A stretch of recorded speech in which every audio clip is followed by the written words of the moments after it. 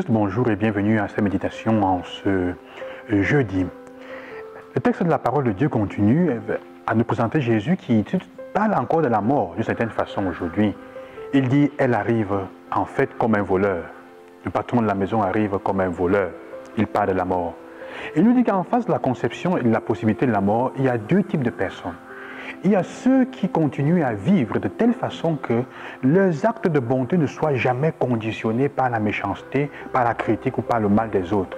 Donc, quel que soit ce qui arrive, ils continuent à le vivre. Ce sont ces personnes-là qu'il dit être les plus prudentes. Il dit, faites attention, soyez vigilants. C'est la vigilance pour ceux qui consiste à vivre dans la fiabilité. Ils sont fiables ou elles sont fiables, ces personnes, et à être fidèles et responsables de ce qu'elles font.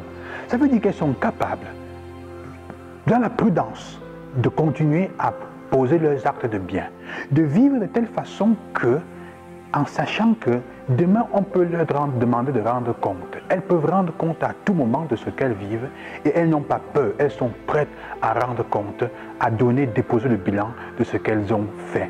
Pourquoi? Parce que leurs actes sont guidés par l'amour. Jésus dit, soyez vigilants. Comportez-vous de telle manière justement qu'à n'importe quel moment où on vous demande de rendre compte, que vous n'aurez pas honte, vous n'aurez pas peur et vous ne regretterez pas. Et cette façon de le faire, ça veut dire quoi? Sens-toi responsable de ton frère. Il faut se sentir responsable de poser le bien, d'agir et de se comporter pour les autres, pour que le bien soit toujours là où il doit être. En fait, c'est pour la condition de l'amour. Il y a une deuxième catégorie de personnes qui est celle contre laquelle, la deuxième catégorie, qu'il appelle encore hypocrite, qui sont ceux-là qui vivent comme si demain ils n'auraient à rendre compte de rien à personne. Alors qu'est-ce qu'ils font? Ils ne prennent pas soin de leurs frères. Au contraire, ils les utilisent. Ils se moquent d'eux. Ils les tapent, ils les tuent, ils leur font du mal.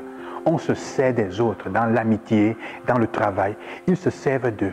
De cette catégorie, il y a ceux qui le font par peur, parce que ta société demande d'arnaquer, de tromper, et tu le fais parce que tu as peur de perdre ton travail, tu n'es pas capable de le faire. Jésus dit en fait tu es en train même de mourir. Et on le fait parce qu'on pense que le moment où Dieu arrivera, on sera prêt. Parfois, pour couvrir les choses, on fait un peu d'aumône ici, on fait des petits dons à gauche et à droite, mais en même temps, on est en train de plumer les autres copieusement. Quand tu prends quelqu'un pour travailler, tu le payes mal, tu l'exploites, tu ne le traites pas comme ça se doit. Ça fait partie de ces gens-là, et qui vivent donc comme s'ils n'auraient pas à rendre compte demain à quelqu'un. C'est la deuxième, la pire encore, pire même que ceux qui ont peur de se battre, de changer. C'est ceux qui pensent qu'ils sont plus malins, les rusés, et qui n'ont rien à perdre. Ils finissent par se trouver à faire des compromis à gauche et à droite. Ils vont à la messe de temps en temps, ils font des prières, ils font l'aumône, mais derrière, ils sont pires, ils se comportent en utilisant et en opprimant leurs frères et sœurs chaque jour, en les traitant mal. Le Seigneur demande donc de faire attention et de regarder.